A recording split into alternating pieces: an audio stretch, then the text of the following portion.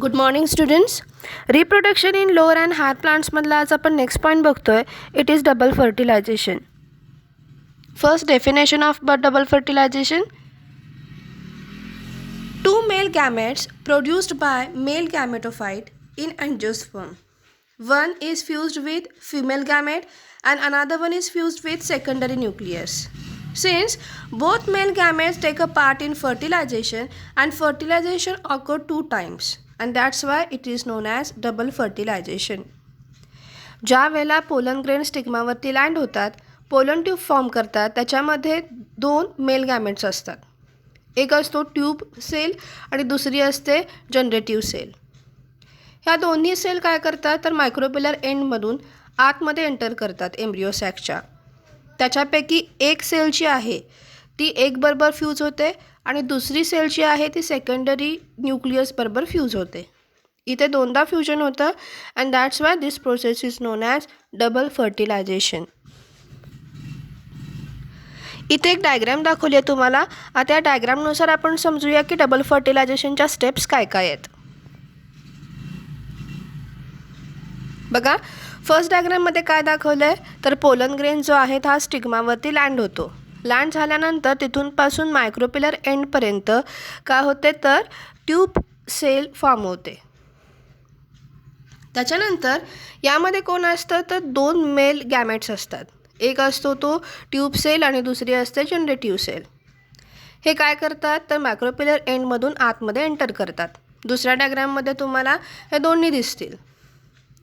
त्याच्यापैकी एक सेल जी आहे ती काय करते एक बरोबर फ्यूज होते आणि दुसरी सेल जी आहे ती काय करते तर सेकंडरी न्यूक्लियस बरोबर फ्यूज होते.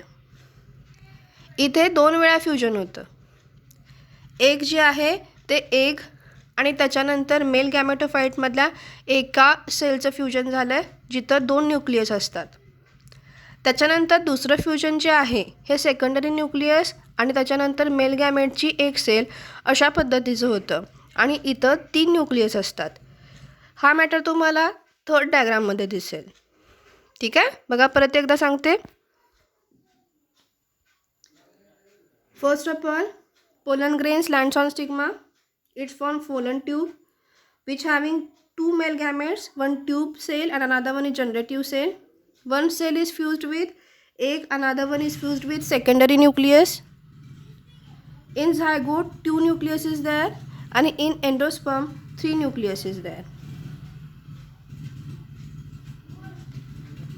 बघा, स्टेप वाइज बघूया. During double fertilization, pollen tube reaching the ovule through micropillar end. Next one, out of two male gametes, one is fused with egg, is nothing but female gamete, and another one is fused with secondary nucleus. When that male gamete fused with secondary nucleus, it formed triple fusion nucleus because it's having three nucleus. It is also called as primary endosperm nucleus. It is also known as PEN. The process involving the fusion of one male gamete with the egg nucleus resulting formation of diploid zygote. इथे काय होतं diploid zygote form होतो म्हणजे इथे दोन nucleus असतात. The process involving the fusion of haploid nucleus of male gamete with diploid secondary nucleus form triploid primary endosperm. After fertilization, certain changes are take place in ovary sac which develop seeds. Next one, significance of double fertilization. First, double fertilization leads to formation of triploid endosperm with ensure a better nourishment of developing of embryo. Triploid endosperm काय करतो जो developing embryo आहे त्याची nourishment करतो, त्याला जे food material हवं आहे ते प्रोव्हाइड करतो. Next one, it is essential formation of embryo which give rise new plants. Okay.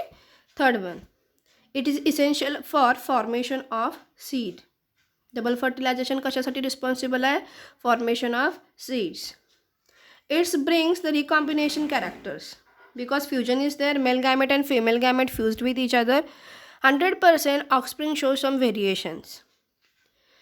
Double fertilization stimulates the ovary, as a result of which ovule converted into the seed and ovary is converted into the fruit. Double फर्टिलायझेशनचा आणखी एक important result असा आहे की ovule जे असतात त्या ovule काय करतात तर सीड फॉर्म करतात आणि ओव्हरी काय करते तर फ्रूट फॉर्म करते. ठीक आहे. नेक्स्ट वन बघा, types of endosperm. There are 3 type of endosperm. Nuclear, next one cellular, and the last one halobial. Nuclear, cellular and halobial. Nuclear endosperm. It is a most common type of endosperm. During formation of nuclear endosperm, pen undergoes free nuclear division, forming large number of triploid nuclei which remain freely suspended in common cytoplasm of the cell. Later on, wall formation takes place around the nuclei to form nuclear mass. It is seen in maize, sunflower, wheat. Pen जो आहे हा pen काय करतो freely divide होतो आणि त्याच्यानंतर जे काही सेल डेव्हलप झालेले असतात त्या काय करतात तर अशा पद्धतीने अरेंज होतात. जर अशा पद्धतीनं सेल्युलर मास अरेंज झालं असेल तर त्याला आपण काय म्हणायचं न्यूक्लिअर एंडोस्पर्म. आणि अशा पद्धतीचं न्यूक्लिअर एंडोस्पर्म कुठे कुठे तुम्हाला दिसणार आहे तर मेजमध्ये, सनफ्लॉवरमध्ये आणि व्हीटमध्ये दिसणार आहे. Next one cellular endosperm. PEN undergoes nuclear division followed by cytokinin which responsible for cellular form. Nuclear एंडोस्पर्ममध्ये फक्त कडेला अरेंज झाले होते. आता इथे काय होणार आहे सेल्युलर मास जे आहे हे सगळा जागा व्यापणार आहे. इथे जेवढी सगळी स्पेस अवेलेबल आहे ही सगळीच्या सगळी स्पेस या सेल्युलर मासने काय होणार अरेंज होणार. अशा पद्धतीचं जर स्ट्रक्चर तुम्हाला दिसेल एंडोस्पर्मचं तर त्याला सेल्युलर एंडोस्पर्म असं म्हणायचं. And the last point, it is halobial endosperm. First, pen is followed by formation of cell wall. इथे काय होते सेल वॉल फॉर्म होते पहिल्यांदा.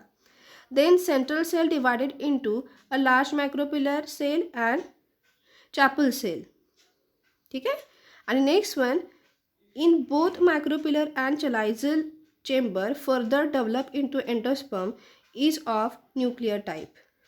पहिल्यांदा इथे काय होणार आहे तर सेल वॉल फॉर्म होणार आहे. तर सेल वॉल फॉर्म झाली आहे बघा. Next one central cell divided into 2 parts. एक काय होणार मायक्रोपिलर एंडला जाणार, एक चलायझल एंडला जाणार. In both micropylar and chalazal chamber further develop into the endosperm. त्याच्यानंतर इथे काय होतं एंडोस्पर्ममध्ये त्यांचं काय होतं डिव्हिजन होतं इन अ सेल्युलर टाईप. पहिला टाईप जो होता सेल्युलर टाईप अशा पद्धतीचं अरेंजमेंट होतं पण इथं पार्टिशन असतं कुणाचं तर सेल वॉलचं. आणि अशा पद्धतीचं एंडोस्पर्म असेल तर त्याला हॅलोबियल एंडोस्पर्म असं म्हणायचं. Okay, thank you.